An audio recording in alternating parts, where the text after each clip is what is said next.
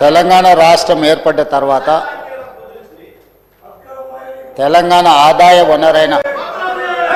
ఖనిజ సంపదకు సంబంధించి జరుగుతున్న అక్రమాలను ప్రభుత్వానికి వస్తున్న నష్టాన్ని దృష్టిలో పెట్టుకొని మేము బాధ్యత తీసుకున్న తర్వాత ఇసుక విషయంలో కానీ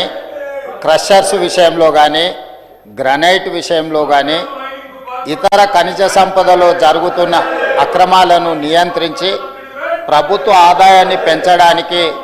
తీవ్రమైన కృషి చేసి అప్పటి వరకు రకరకాల దోపిడీలో ప్రజాప్రతినిధులు ప్రభుత్వంలో ఉన్న పెద్దలు భాగస్వాములు అవుతుంటే 100% నియంత్రించి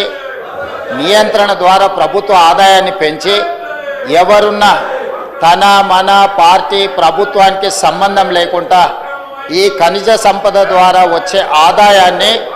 ఆదాయాన్ని పెంచాలి, పేదలకు పంచాలి అనే విధానాన్ని తీసుకొని అన్ని రకాలుగా నిబద్ధత కలిగిన అధికారులనేసి నిబద్ధత కలిగిన మంత్రిక బాధ్యత ఇచ్చి ఈనాడు రిఫార్మ్స్ తీసుకొచ్చి ఆదాయాన్ని పెంచడం జరిగింది. అయితే ఈ క్రమంలో వారు ఆరోపణ చేస్తున్న రాఘవ కన్స్ట్రక్షన్స్ ఏదైతే క్రషర్ ఉందో అక్కడ కూడా ప్రభుత్వానికి రావాల్సిన ఆదాయం విషయంలో మా అధికారులు నిక్కచ్చిగా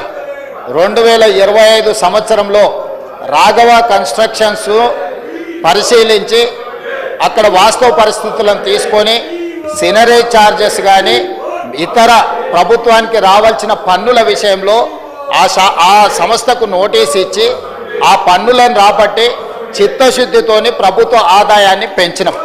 మేమిచ్చిన నోటీసునే వాళ్ళు తీసుకొచ్చి చదివి వినిపించి ఈ నోటీసు గత ప్రభుత్వం ఇచ్చిన నోటీసు కాదు,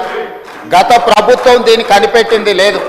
లేదా ప్రతిపక్ష నాయకులు ఎవరైనా ఈరోజు ఈ అంశాన్ని ప్రస్తావిస్తున్న శాసనసభ్యులు ఎవరు కూడా ఇక్కడ అక్రమం జరుగుతుందని ప్రభుత్వానికి ఫిర్యాదు చేయలే. ప్రభుత్వమే స్వయంగా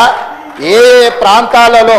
ఇసుక దోపిడీ జరుగుతుంది, ఖనిజ దోపిడీ జరుగుతుంది, ప్రభుత్వ ఆదాయానికి గండి పడుతుందని కనుక్కొని మేమే ఆ నిధులను రాబట్టుకునే కార్యక్రమంలో భాగంగా ఈరోజు రాఘవ కన్స్ట్రక్షన్స్కు నోటీస్ ఇచ్చినాం.